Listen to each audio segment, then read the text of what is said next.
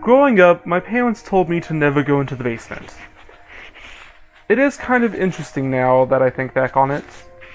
I was an obedient kid, and never did anything my parents told me not to.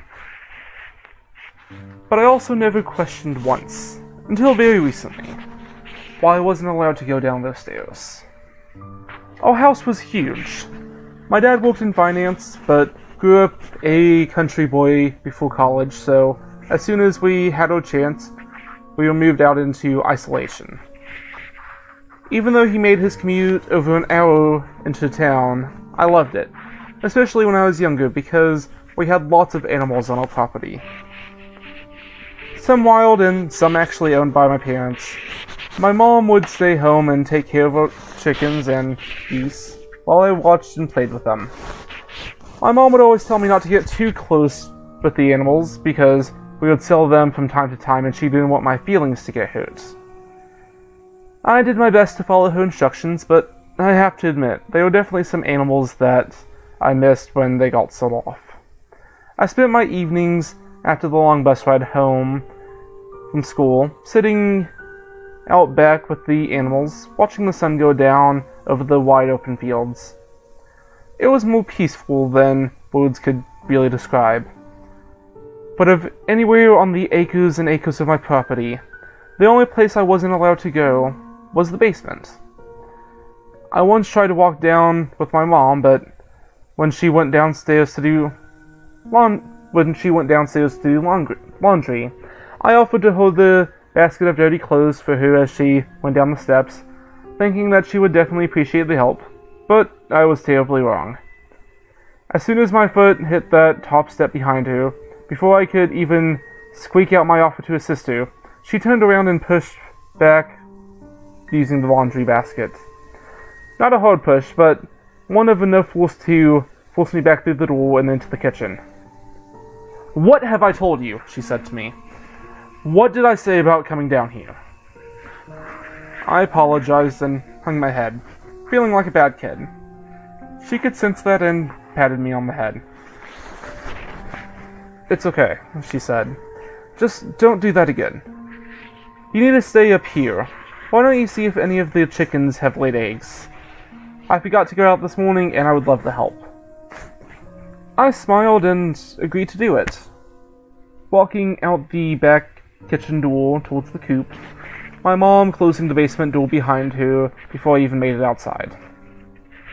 The weather was terrible a few winters ago. We were pummeled by snow and unfortunately a lot of the animals died on the farm.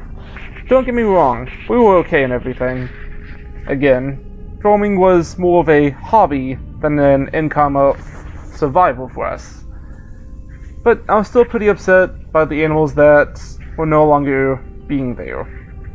For some reason my parents got jittery and seemed to get more and more out of character the longer we were forced to be in that house.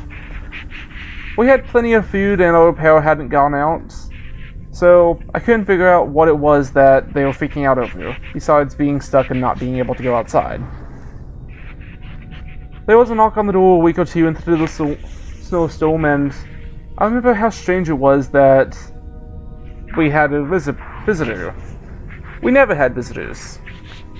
We were pretty far out into the sticks, and people didn't really swing by or anything, especially without letting us know at first.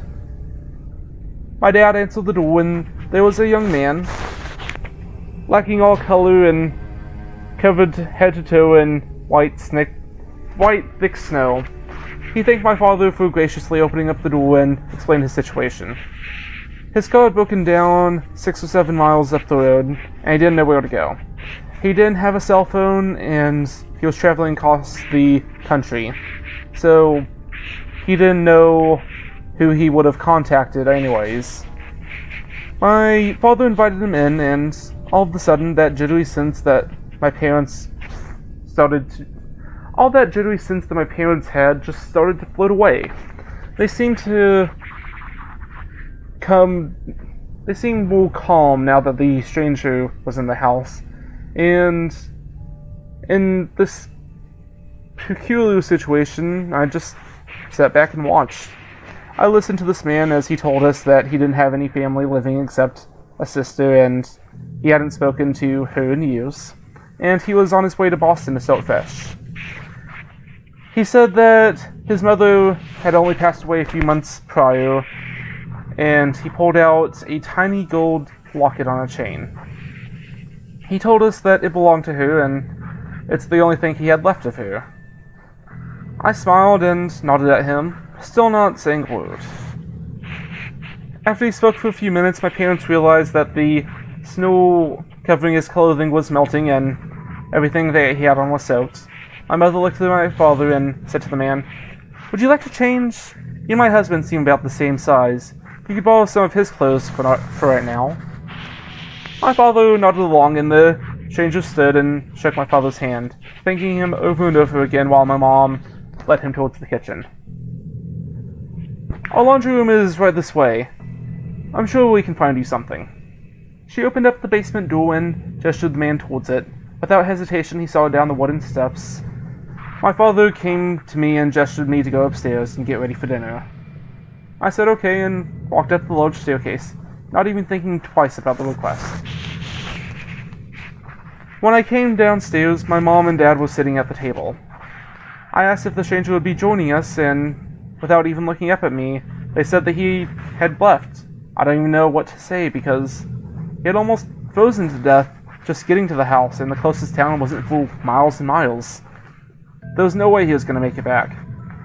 My parents told me to have a seat, and dinner went along like nothing happened. Finally, I got curious. This man couldn't have just disappeared into thin air. I had to know what was going on in the basement. I had to know if he ever actually came back up. I was young, not stupid. I knew something was wrong. That night, after my parents had gone to bed, I grabbed the flashlight from the drawer and started down the stairs toward the kitchen. The floors creaked, so I really had to take my time, making sure that I didn't wake up my parents in the process.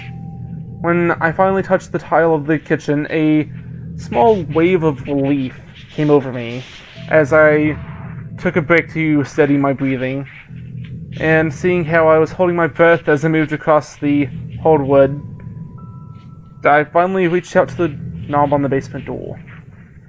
I checked around me one last time, making sure that they weren't watching, silly as it sounds, and I opened up the door with a creak.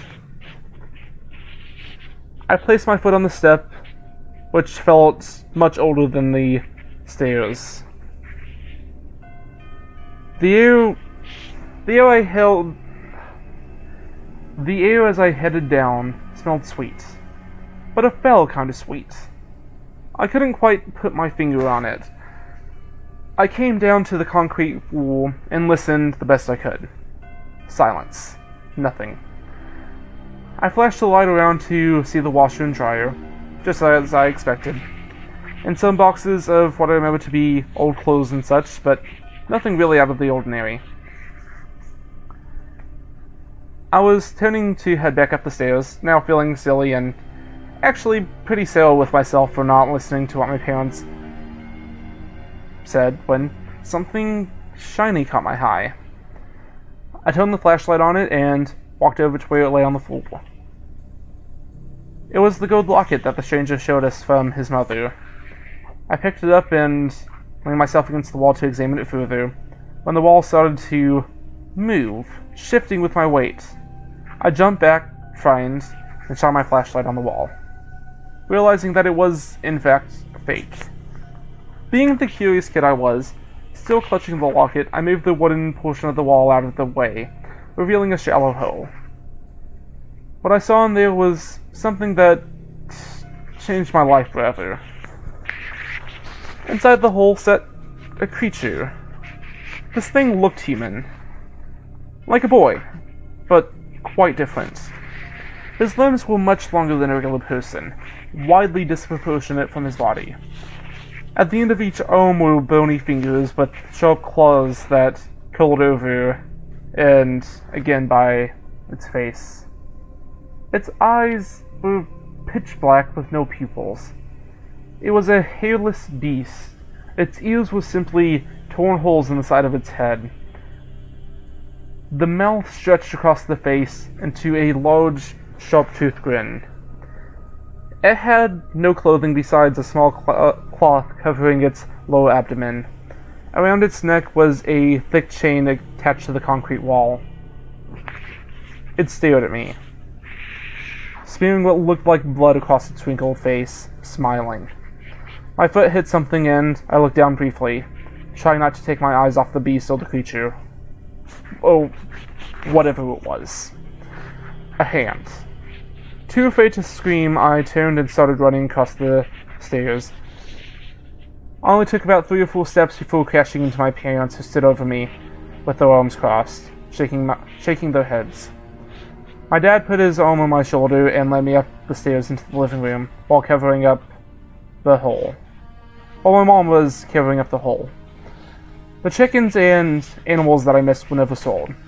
My dad didn't grow up on a farm or liked living in isolation, but rather felt like we had to. We had no neighbors for a reason. It was planned that way. Our whole lives led up to this point. Even now, years later, has revolved around my brother in the basement, and keeping him fed.